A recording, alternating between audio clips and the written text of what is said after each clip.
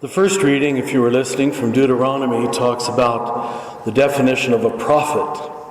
And then it's tied in with the gospel, where we see Jesus operating like a prophet.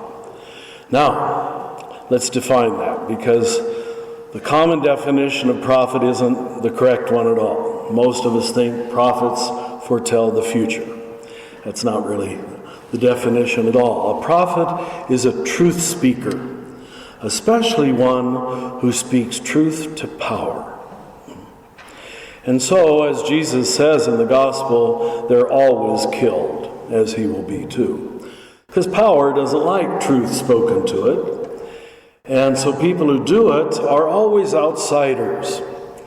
So the prophet is put in distinction to the priest. The priest, like myself, I'm afraid, we're company men. We've got to speak for the institution.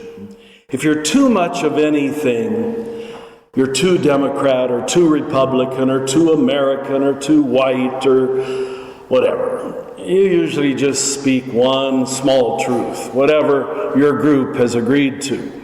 But a prophet is one who rises far above that. They're not just for Republicans or Democrats or gringos or Latinos. They're for humanity, the big picture. They're really rather rare in history.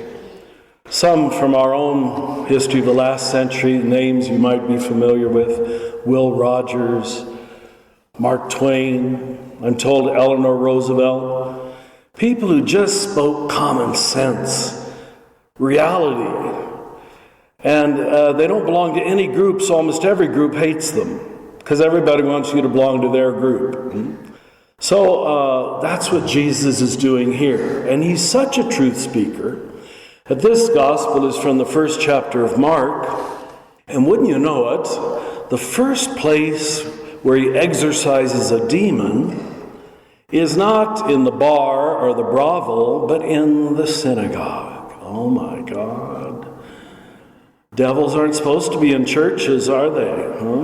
No, they're out there. Bad people are always over there. That's why they say twice in this reading, he spoke with authority. A natural ability to speak truth to power and to point out that sometimes the devil is even in the church. And when we miss the point, then what hope is there? When the church cannot even speak the big truth, the truth that is true everywhere, but just speaks its own tiny Catholic truth or Albuquerque truth or South Valley truth, that isn't big enough. But be warned, as Jesus will say later, whenever you're a prophet, like he himself, you will not be liked. And I hope, however, you will not be killed. But the chances of it are really rather big. We look at Martin Luther King. We look at, Cesar Chavez died a natural death. But anybody who speaks truth outside their own group is normally not everybody's favorite.